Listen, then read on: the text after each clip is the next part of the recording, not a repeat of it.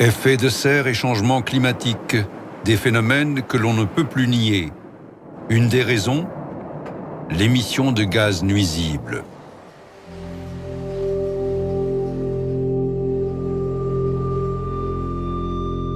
Ainsi, les énergies nouvelles animent plus que jamais tous les débats politiques, économiques et scientifiques.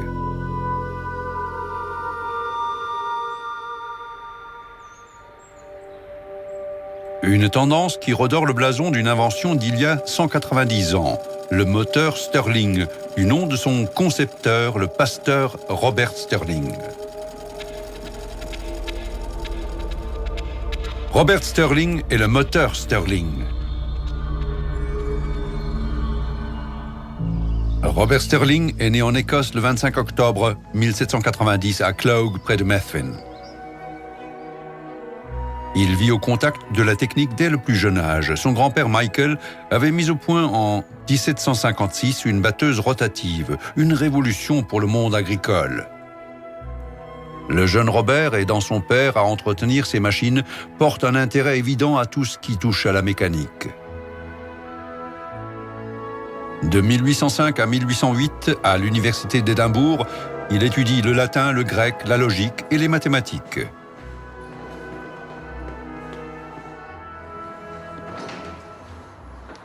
En 1809, à l'université de Glasgow, il se tourne vers la théologie et le droit.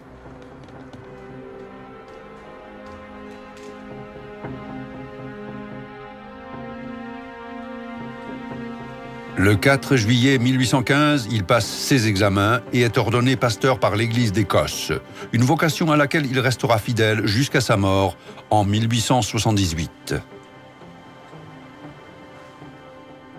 Durant la première moitié du XIXe siècle, les sociétés européennes connaissent des bouleversements technologiques, économiques et sociaux. Au début de cette révolution industrielle, les conditions de travail sont exécrables. Il en est de même dans la commune du pasteur Stirling. Dans les mines de charbon, de nouvelles machines à vapeur haute pression actionnent des pompes pour évacuer les eaux du fond.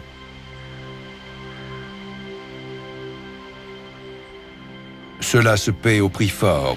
Les fréquentes explosions de chaudières font de nombreuses victimes, dont des enfants de tout juste 6 ans qui devaient déjà travailler au fond. Animé par l'idée de rendre ce dangereux labeur moins astreignant et plus sûr, Robert Stirling se met à réfléchir sur une machine qui fonctionnerait avec moins de pression et surtout sans cette vapeur dangereuse.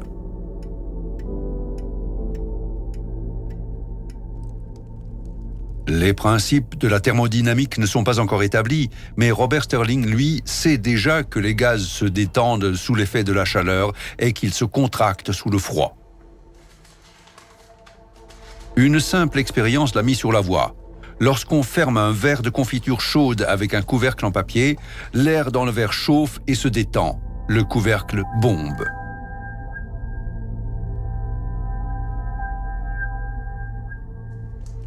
En refroidissant le verre à l'eau, l'air se contracte, le couvercle fait le mouvement inverse. Stirling s'en inspire pour construire une machine qui met à profit ses propriétés des gaz. Le principe d'une telle machine est connu depuis l'Antiquité.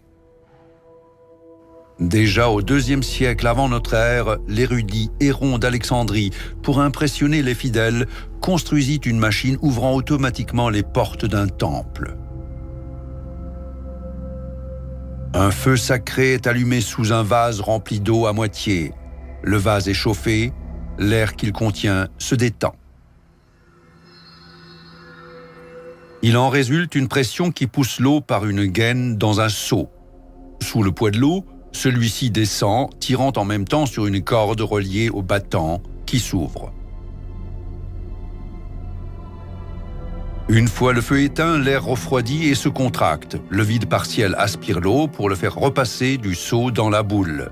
Un contrepoids referme la porte.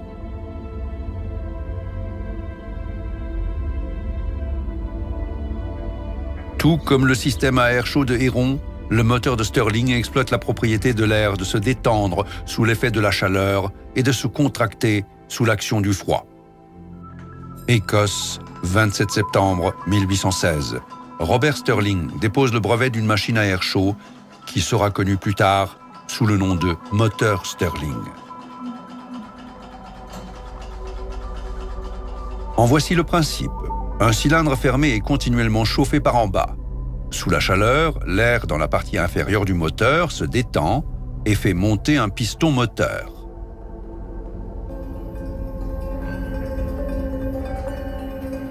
Il faut ensuite refroidir l'air chaud. Des ailettes de refroidissement sont mises en place à l'endroit le plus éloigné de la flamme. Il faut juste y acheminer l'air, puis le chasser du bas par un piston supplémentaire, le déplaceur qui, en descendant, pousse l'air vers les ailettes en haut.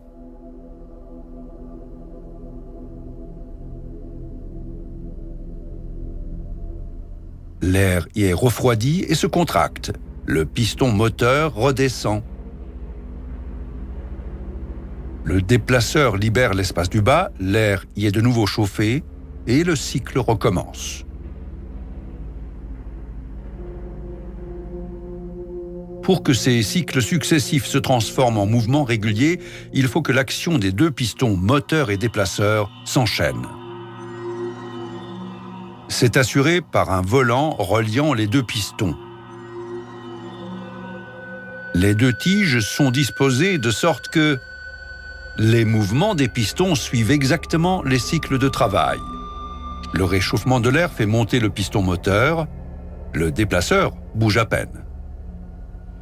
Suit l'évacuation de l'air vers la zone de refroidissement. Puis, les deux pistons regagnent leur position initiale. L'air refroidi est poussé vers le bas, il y est réchauffé, le cycle recommence. Le moteur à air chaud de Robert Stirling est un véritable concurrent de la machine à vapeur, car contrairement à celle-ci, la pression dans le cylindre du moteur Stirling est nettement moins élevée. Seule la chaleur requise est produite avec du charbon. La plus grande sécurité du moteur Stirling s'accompagne, qui plus est, d'une plus faible consommation de carburant. Raison de plus de développer cette nouvelle technique.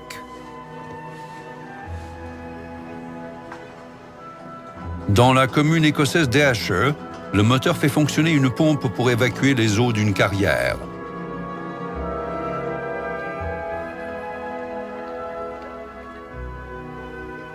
Jusqu'en 1840, Robert et son frère James, ingénieurs de génie mécanique et directeurs d'une fonderie, construisent plusieurs machines Stirling. Et en mars 1843, la Dundee Foundry Company, une fonderie locale, met en service un moteur d'une puissance impressionnante, 34 kW.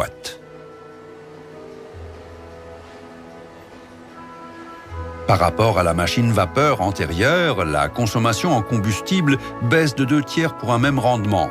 Pendant 4 années, le moteur tourne avec un rendement de 18%, un taux inouï pour le 19e siècle. Celui des machines à vapeur est alors inférieur à 10%.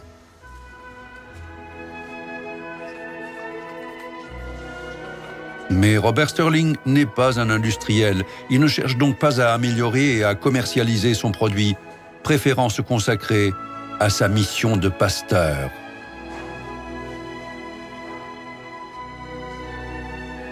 Mission qu'il exercera jusqu'à sa fin dans la communauté presbytérienne de Galston-Ayrshire. Robert Stirling y meurt le 6 juin 1878 à presque 88 ans. Mais son concept du moteur Stirling perdure. Au début du XXe siècle, on compte dans le monde quelques 250 000 de ces moteurs qui alimentent en énergie ventilateurs, pompes ou autres petits appareils dans les maisons particulières comme chez les artisans. L'avantage, pour fonctionner, il leur faut juste de la chaleur externe qu'ils produisent avec n'importe quel combustible.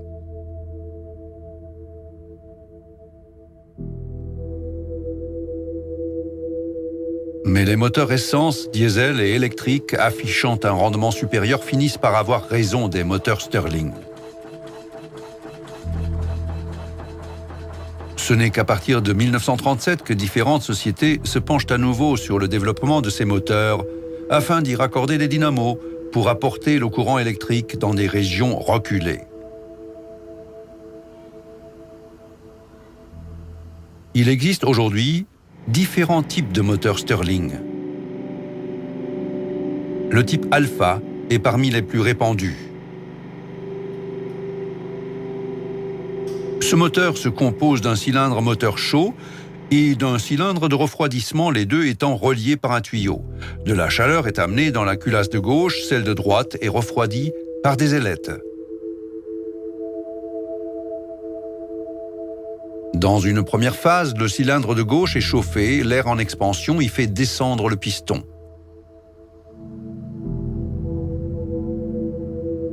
Ensuite, le piston de droite descend également et aspire l'air chaud dans le cylindre refroidisseur. L'air refroidi crée un vide partiel dans le cylindre moteur, son piston monte. Et le cycle recommence. Cette alternance de l'air entre les deux cylindres moteur et refroidisseur assure le mouvement continu du moteur.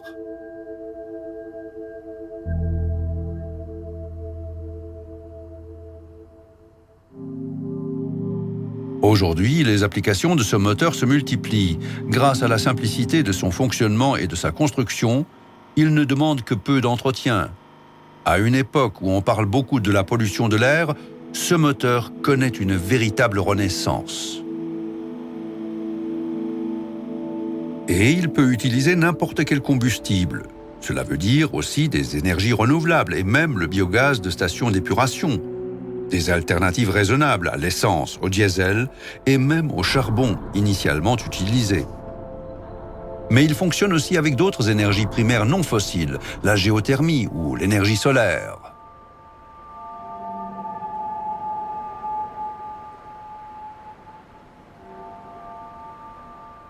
Et s'il n'y a pas de combustion, comme dans le cas du photovoltaïque, le moteur Stirling tourne sans émission de gaz. Cette polyvalence est une des qualités majeures du moteur.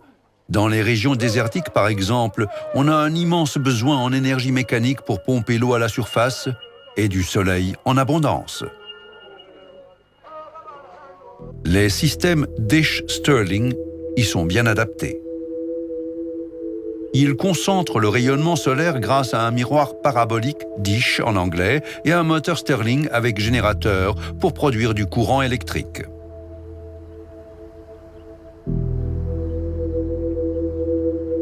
Produire de l'électricité en utilisant des énergies renouvelables, la machine non polluante du pasteur Stirling est promise à un grand avenir.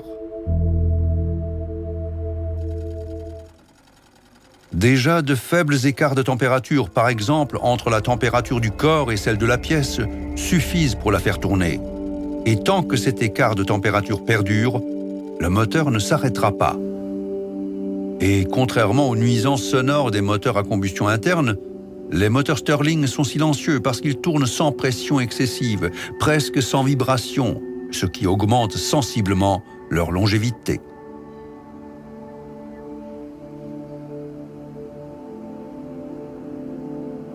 Mais c'est avant tout l'usage regardant de nos ressources qui pallie ces inconvénients, l'inertie et le grand encombrement de cet engin par rapport au rendement fourni. L'époque semble fin prête pour une renaissance du moteur Stirling. Comme du temps de son inventeur, il contribuera à améliorer sensiblement nos conditions de vie.